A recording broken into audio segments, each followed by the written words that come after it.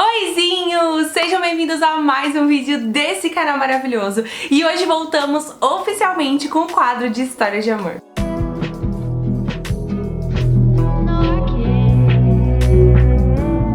Se você não me segue há muito tempo, talvez você não conheça esse quadro em que eu conto pra vocês as minhas histórias de amor e compartilho as experiências que eu tive, os aprendizados, tudo isso pra te abençoar de alguma forma, pra que você não erre como eu errei, ou pra que você aprenda mais um pouco sobre relacionamento, sobre como se posicionar nesse sentido sendo cristã. Enfim, conto minhas histórias da vida, não é mesmo? Pra que a gente aprenda juntas, porque eu prefiro que, como eu já errei, eu conto pra que você não erre também. Mas antes de começar, deixa seu like e se inscreve nesse canal maravilhoso. Estamos em 2023, comecinho do ano, e tem muita coisa boa que vai rolar aqui nesse canal, então por favor se inscreve pra não perder nada. Se inscreve no meu canal de vlogs, porque lá tem muito mais, e tem vlog todas as semanas da minha rotina. Me segue no Instagram, que por lá também a gente fica bem mais pertinho e tem muita coisa boa rolando lá todos os dias. Compra o meu livro, aqui embaixo você encontra o link pra comprar Primeiro Eu Precisei Morrer, esse livro que é um best-seller, alcança mulheres por todo o Brasil e mundo, já transformou mais de 2.300 mulheres e você pode ser a próxima.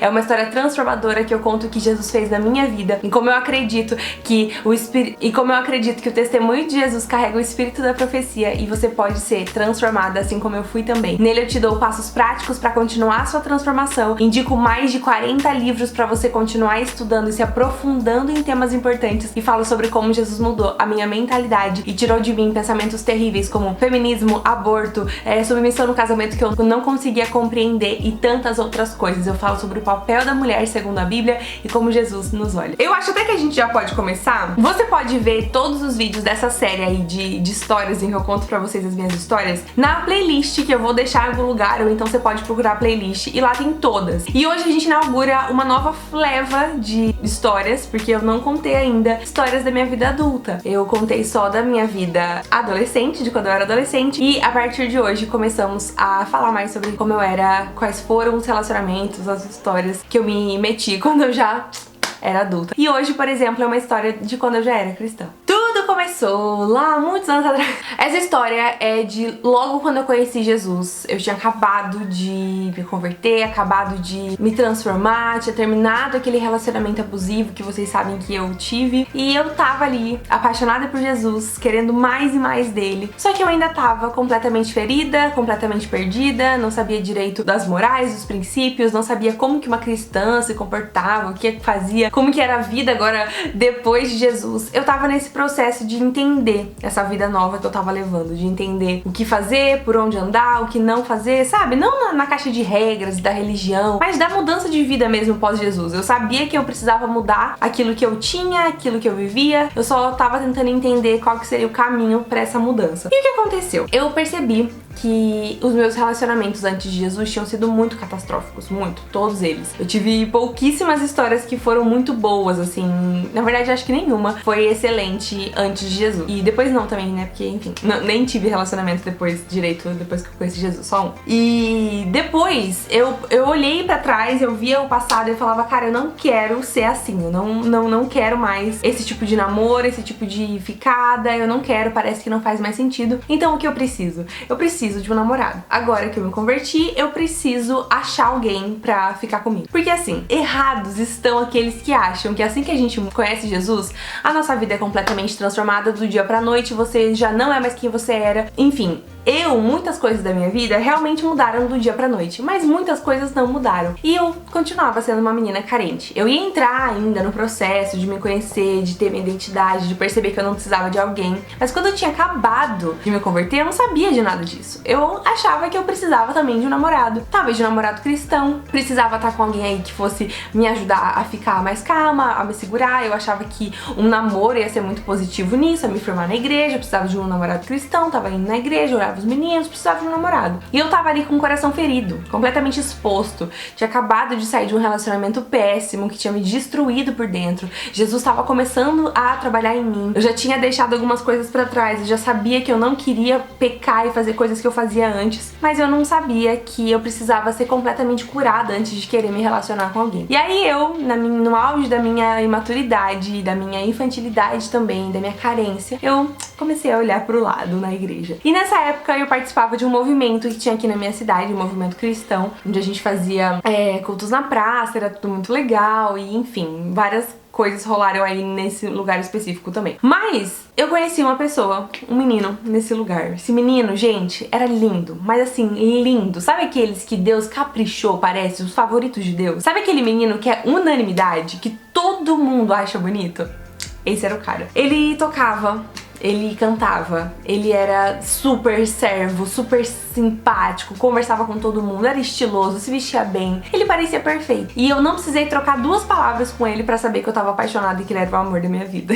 Vocês me conhecem, eu já compartilhei disso aqui por muitas vezes, mas eu demorei muito pra ser curada nesse lugar. Eu me apaixonava muito fácil. Romance pra mim era uma coisa que era era o meu problema, era o meu tendão de Aquiles. A minha vida inteira, minha vida romântica foi a grande coisa da minha vida. E até eu viver esse processo com Deus, onde Jesus ia me curar, onde eu ia ficar anos sem me envolver, sem me apaixonar por ninguém, que eu fiquei 4 anos, depois dessa história eu fiquei 4 anos sem me apaixonar por ninguém, e sem me envolver também e me aprofundando em Jesus, até isso acontecer eu precisei passar por muita coisa. E aí que eu tava observando, eu olhava onde ele ia, tava eu também. Comecei a participar então, eu já tava, né, eu conheci ele nesse movimento que a gente participava, que ele também servia, tava lá no Pockets, e aí comecei a ir nessa vigília de sexta-feira que ele ia também. Uma vez ele chamou assim o pessoal, eu falei, vou junto. Cheguei lá nesse lugar, eu me lembro que ele foi o primeiro que me viu. Eu fui, dei oi e falei, gente, esse momento é agora. E ele cantava, ele tinha vários sonhos e projetos musicais. Aí também tem toda essa tour também, que daí virou uma tour errada, que eu sempre me lasco, me lascava, passado. Mas eu sempre caía no mesmo lugar com esses meninos. Infelizmente, durante a minha caminhada, eu atraí, assim, muitos homens interesseiros. Foram 4, assim, um atrás do outro, de meninos que se aproximavam de mim, mas porque queriam a minha influência na internet. Isso é muito duro de dizer, até hoje eu acho isso muito triste, mas é verdade. Esse menino, no caso, o primeiro, que é o da história de hoje, nós vamos chamar ele de Matheus. O nome dele é Matheus, tá? Vamos chamar ele de Matheus. O Matheus, ele é desses 4 que foram meio sacanas comigo nessa coisa da internet, ele foi o melhor, assim, ele foi o mais bonzinho.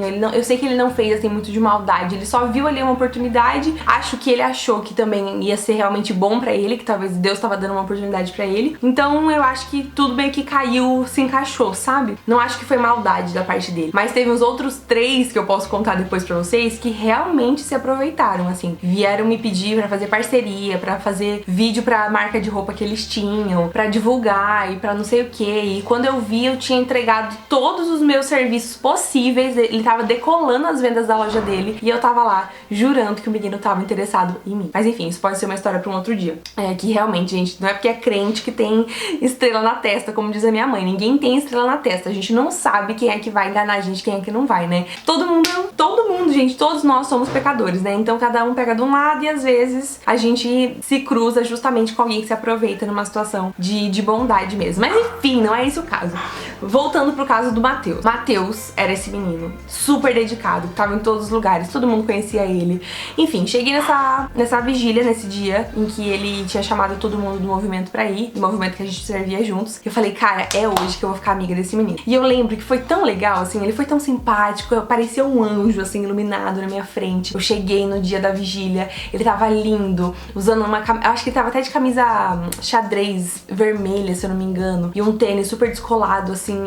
E na época eu tinha 20 anos, então eu tinha outro gosto pra homem também, tem toda essa tour. Enfim, e aí eu fiquei apaixonada, gente, apaixonada. E ele super simpático, me tratava super bem, me chamava de Vi. Eu achava isso o máximo. Todo mundo me chamava de Vika e ele me chamava de Vi. E falava, nossa, isso aqui, ó, é a nossa conexão que já tá sendo desenvolvida, sabe? Enfim, iludida. E aí, nesse dia na vigília, eu lembro que a gente conversou tanto, ele foi tão legal. Quer dizer, ele era legal mesmo. Eu que tava com intenções pra cima dele, coitado. Eu que tava apaixonada, ele não sabia. E aí eu fui conversar, porque eu também sou naturalmente simpática, então eu aproveitei e fui conversar com ele. E nessa de conversar com ele, a gente trocou super ideia, ele me contou que ele tava escrevendo uma música, me contou a história da música. Eu falei, gente, além de tudo, o cara é compositor. Ele me contou que ele gostava de ler, que ele gostava de poesia. Eu falei, gente, a gente tem tudo a ver. E eu, assim, no fundo, preciso gostar de poesia também. Sabe aquela loucura da menina carente? Eu tava nessa. Coitada, mas eu infelizmente tava. E eu olhava pra ele, tudo eu queria fazer, parecia algo que não era.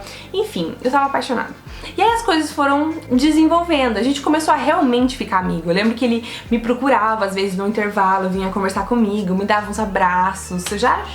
Hoje eu já acho isso terrível. Eu me lembro disso e eu falo, meu, esse menino também, ele não foi bobo não, viu? Ele podia ter percebido que eu tava ali, porque ele tava na frente na fé do que eu, ele era mais velho, tava há mais tempo na caminhada cristã, ele poderia ter percebido e não ter me defraudado. Mas pode ser que... É que eu também, gente, eu tinha acabado de me converter, eu não tinha noção de nada disso que eu tô falando pra vocês. Eu tava no começo da caminhada, eu não sabia nem o que era defraudar. Eu só tava me entregando. E eu tava muito apaixonada por Jesus, e aí eu pensava, né, que eu precisava, eu tava nessa. Enfim, me envolvi muito com esse menino, cada dia mais apaixonada. Eu lembro que eu orava e eu fazia umas orações pra Deus que vocês não têm noção. Eu falava, Deus, por favor, Deus, faz ele gostar de mim, eu tenho certeza que ele é meu marido. Eu fazia muito isso, mas muito. E eu tava crente de que tava tudo certo, só que eu não contava pra ninguém que eu gostava dele, ninguém sabia. Nenhuma das minhas amigas, nem ninguém perto de mim, porque eu percebia que ele era um menino sensação. Pensa, o menino canta, toca, tá em todos os cultos, serve um monte, super apaixonado por Jesus, bonito, tipo, ele era unanimidade, todo mundo achava ele bonito. As meninas estavam todas apaixonadas. Eu achava que eu seria aquela que ele escolheria. Aquela que ele escolheria, mas tinham outras que estavam pensando a mesma coisa. Enfim, gente, triste. E aí eu fui me envolvendo cada vez mais. Só que eu tava me envolvendo sozinha. Eu tava lá no auge da minha carência, jurando que ele era o amor da minha vida, fazendo de tudo pra gente combinar. E eu comecei a dar alguns passos. Eu comecei, às vezes, responder o story dele, às vezes chamar ele no WhatsApp pra fazer um negócio, mas eu sempre tinha medo de ser também aquela menina chata, sabe? Até que eu comecei a esperar. Falei, meu, eu acho que talvez ele também tem que demonstrar alguma coisa aqui. Eu era boba porque eu ainda não era tão boba, porque eu lembrava dos relacionamentos que eu tinha antes e eu lembrava que não tinha sido bom. Então eu não podia repetir os mesmos erros, só que agora dentro da igreja, né? Então eu não ia ali me entregar totalmente, falar demais, dar muito mole, eu não tava nesse ponto. E aí a gente começou a servir juntos tantas vezes e eu lembro de tantas coisas que aconteceram e chegou um ponto que começou a ficar estranho. Ele começou a me tratar diferente. Um dia não, na verdade, ele me apresentou a irmã dele. Foi muito esquisito a situação em que ele me apresentou a irmã dele. Foi muito uma coisa tipo, fulana, olha aqui essa. E quando ela veio falar comigo, ela falou comigo como se ela já me conhecesse. Eu falei, gente, esse menino tá falando de mim pra ela. E aí na minha cabeça, eu já tava me vendo de noiva. Depois disso, a gente começou a se envolver assim muito perto em situações de ministério, onde a gente sempre caía pra servir juntos no mesmo lugar. Então teve um evento que a gente participou em que a gente serviu no mesmo lugar e ele na mesma posição e ficamos o dia inteiro juntos. E eu lembro que a gente conversava e o assunto nunca acabava e era uma coisa assim, eu falava, gente, esse menino tá na minha, ele tá na minha, mas ele não fazia nada. E aí, nossa, eu vou contando e eu tô lembrando das situações e realmente tinha muita coisa que dava a entender da parte dele que ele gostava de mim também. Mas ele nunca falou nada. E eu tava lá, iludida, e ele lá, me defraudando. Na super imaturidade dele também, porque ele era crente velho já, ele tinha que ter se posicionado. Nisso tudo, a gente começou a ficar cada vez mais próximo, eu cada vez mais apaixonado por ele. E eu não sabia mais o que fazer. E eu falando, gente, isso aqui não tá indo pra lugar nenhum, será que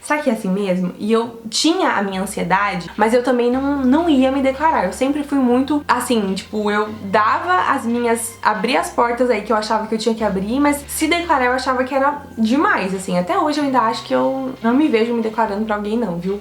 Mas também é outro papo pra outra história. E aí, tudo isso acontecendo e eu falando, gente, quando será que ele vai se declarar? A gente saiu muitas vezes junto, a gente nunca saiu sozinho. A única vez que a gente ficou sozinho mesmo, foi uma vez que eu dei uma carona pra ele. E hoje eu já reconheço a burrice que eu fiz. Hoje eu não dou carona pra homem de jeito nenhum, nenhuma possibilidade. Pra ninguém. Não dou, porque eu sei que é muito perigoso. Tanto pro meu coração, quanto pro meu, sei lá, do cara ser realmente um sem vergonha. Ou pra que as pessoas vão pensar, o que vão falar, enfim, tudo isso. Eu prefiro ser sábia e guardar as boas atitudes, né? E não sair fazendo esse tipo de coisa. Eu lembro que nesse dia específico da carona, foi muito legal. A gente ficou parado na frente da casa dele muito tempo conversando, e ele abrindo o coração, me contando altas histórias. Ele era tão legal, tão bonzinho, tão simpático, tão amoroso, amava tanto Jesus. Teve um dia também que ele veio, me procurou na faculdade, me mostrou a música que ele tinha lançado, e aí eu super ajudei ele com o lançamento. E nesse momento que eu sinto que ele talvez tenha pego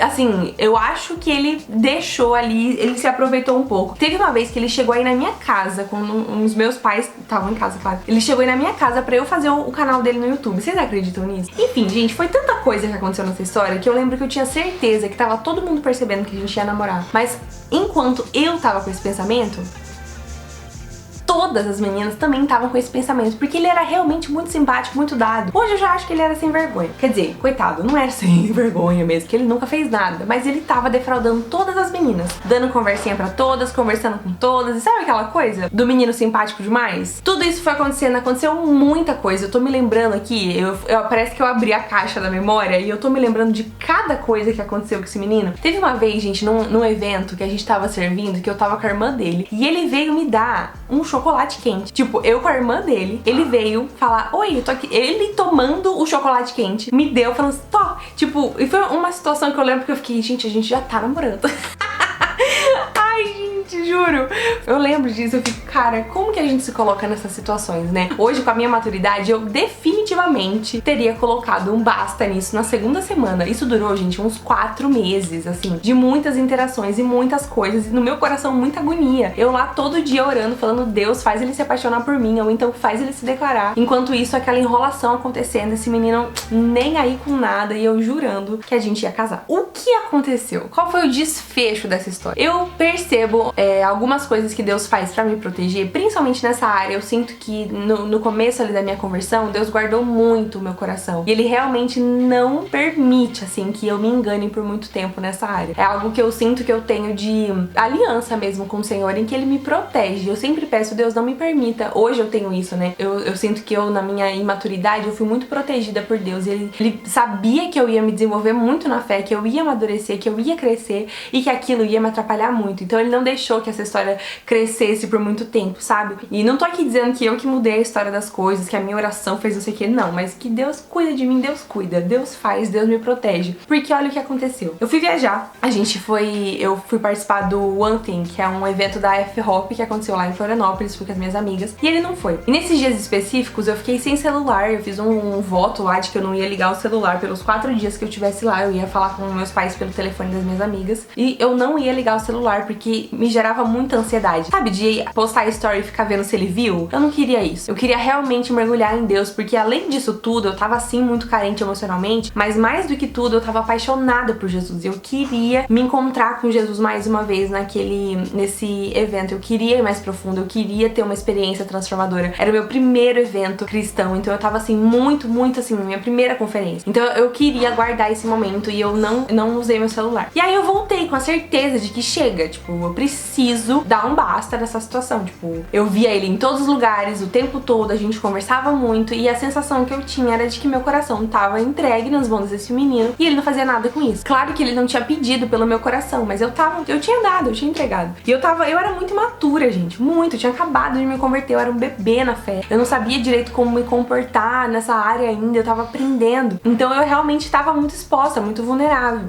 Eu vi ele nessa semana e o meu coração lá derretido. Eu lembro que quando eu vi ele pela primeira vez, depois desses dias longe, eu falei, meu Deus, gente, como eu gosto desse menino. E eu chorava no culto, eu falava, Deus, eu não quero estar entregando o meu coração na hora errada, porque eu conversava com amigas mais velhas e mais maduras na fé, e elas todas falavam que eu precisava passar por um processo, eu precisava me curar, eu precisava me amadurecer em Deus, e que não era tempo pra eu ter relacionamento com ninguém, eu não seria uma boa namorada, e não seria bom pra mim, não seria bom pra minha vida com Deus, eu precisava amadurecer, eu precisava desse tempo, sabe? Eu precisava curar em Deus, eu precisava passar por processos, e estar apaixonada por esse menino não me permitia entrar nesse lugar de cura. E eu orava muito, eu chorava, eu falava, Deus, eu acho que tá sendo um impasse aqui na minha vida e eu preciso de ajuda. Eu preciso que isso vá, que isso rache, sabe? E eu lembro que depois de ter visto esse menino pela primeira vez, depois da viagem, eu voltei pra casa, eu chorei muito. Apaixonada, melancólica, romântica, chorei muito. E eu falei, Deus, se não for Ele, o Senhor pra minha vida, que hoje no culto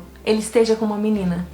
Vocês acreditam que eu fiz essa oração? Eu acho que foi uma das orações mais ousadas de relacionamento que eu já fiz na minha vida. Porque depois desse dia eu nunca mais tive coragem de orar algo desse tipo. E eu contei pra minha mãe sabia tudo da história inteira, todos os detalhes. Eu sempre contei tudo pra ela, principalmente depois que eu me converti. Minha mãe é minha melhor amiga, né? E eu contei todos os detalhes dessa história. E eu contei isso pra ela. Eu falei, mãe, eu orei desse jeito, pedi pra Deus pra que hoje ele esteja com alguém no culto, se não for ele pra mim. E ela falou assim, filha, mas não faz sentido, porque esse menino nunca apareceu com ninguém perto de você. Como é que do nada ele vai aparecer com alguém assim? Aí eu falei, mãe, não sei, mas eu preciso de um sinal. Aí ela, filha, mas você pode pedir um outro sinal, não precisa ser esse sinal. Aí eu falei, não, eu preciso de um sinal claro e eu quero que seja esse. E ela falou, mas filha, e se acontecer? Aí eu falei, mãe, se acontecer eu choro e passa, entendeu? Tudo bem. Aí ela falou, tudo bem. Minha mãe é uma mulher muito sábia, sabia que eu tava fazendo uma oração perigosíssima, mas ela também queria que eu me curasse. Minha mãe sempre me aconselhou muito nesse lugar, falando, filha, não, tá na hora de você se relacionar, você acabou de se converter. Isso era numa quinta-feira, os cultos eram de quinta, que a gente participava nesse ministério, e eu fui toda arrumada esse dia, porque eu sabia que ia ser, assim, um culto de virar a chave, sabe?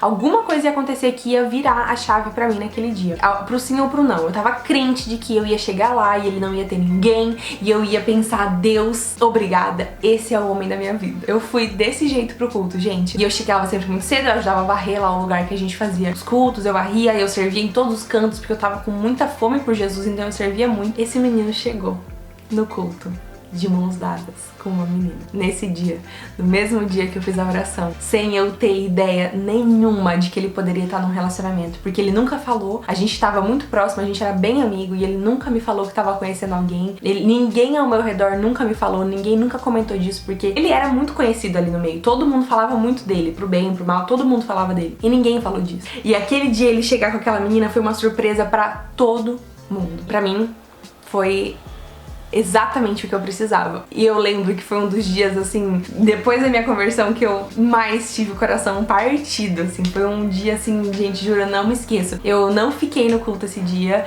eu fiquei muito ferida, ao mesmo tempo eu tava muito feliz. Eu lembro que eu correndo embora, eu fui pro meu carro, e eu cheguei no carro, eu lembro que eu chorava de soluçar. Sério, eu chorava, tipo, copiosamente, falando, Deus, o Senhor me ouviu, o Senhor me ouviu. E ao mesmo tempo que isso foi o memorial da minha fé, porque eu percebi que Deus me protegia nesse lugar, que meu coração era protegido por Deus, foi também um momento em que meu coração se partiu, porque eu realmente vi que aquele menino que eu achava que era pra mim, não era. E eu fiquei muito mal, eu fui pra casa, eu cheguei em casa, eu deitei, eu lembro que meus pais estavam assistindo novela. E eu cheguei, eu deitei no sofá assim com eles, e eu chorava.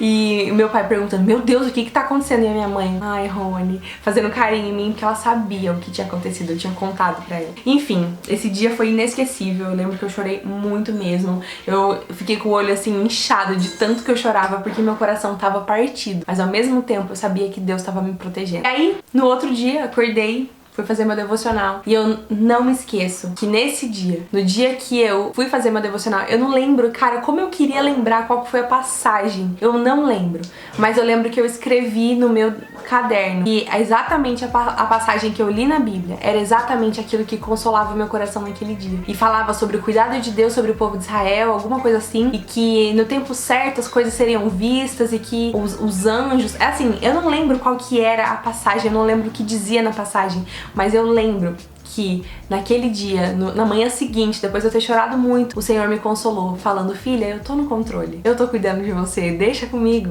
E foi tão bom pra mim, foi tão bom pra minha fé, foi tão bom pra mim, graças a Deus, Deus ter me respondido de uma maneira tão rápida, porque foram só 4 meses. Parecia uma infinidade, mas foram só 4 meses. E Deus tirou ele da minha vida. O meu coração ficou partido por um tempo, eu fiquei um tempo sem conseguir ir nesse ministério, porque ele sempre levava ela, e eu ficava triste, né, de ver os dois lá. Foi muito bom pra mim, foi muito bom pra minha fé eu ter recebido esse não de Deus nesse relacionamento.